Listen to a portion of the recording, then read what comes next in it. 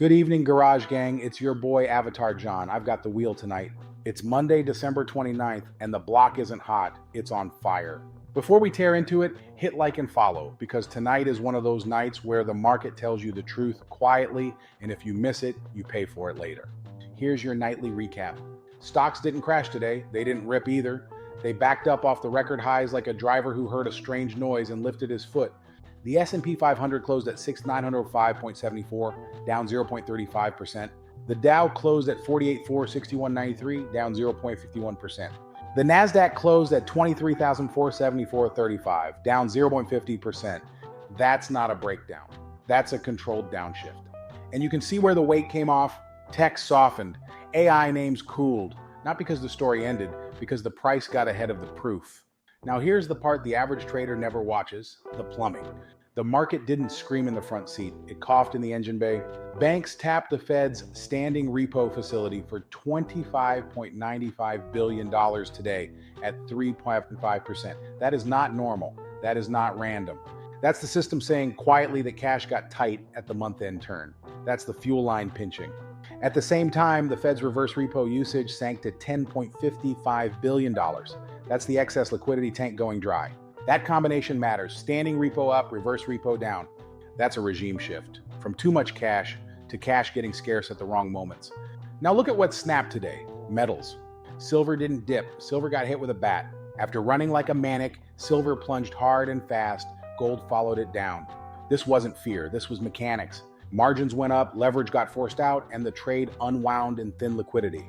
That's why it felt violent. When the road is empty and somebody hits the brakes, the whole car fishtails. Oil, on the other hand, held up. Energy was the one corner of the lot that still had traction.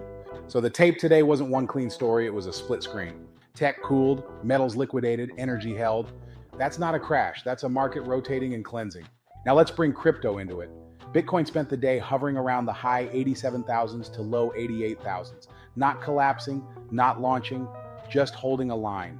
This is what a market looks like after leverage gets shaken out. It stops being emotional, it starts being patient. ETF flow was cautious in a year-end. Risk managers are closing books. That's calendar pressure, not thesis death. Ethereum held its posture, Solana eased, and XRP stayed in its familiar trap.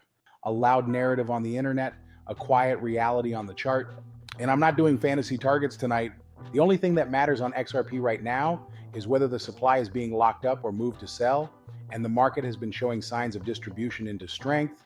That means you respect the support levels, you don't worship the storyline. Now the world headlines, the political temperature is rising again. The president took direct shots at the Federal Reserve chair today, calling him a fool and signaling that leadership changes are coming. That matters because the Fed is the ignition system for every asset you watch.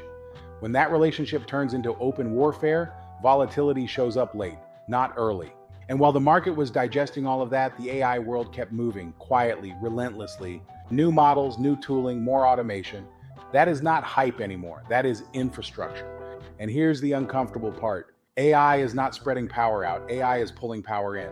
Compute concentrates, automation consolidates, decision-making tightens. That is why crypto survives every cycle. Not because it's cute, because it's parallel. When the main system gets more centralized, the value of alternate rails goes up, even if price chops for weeks.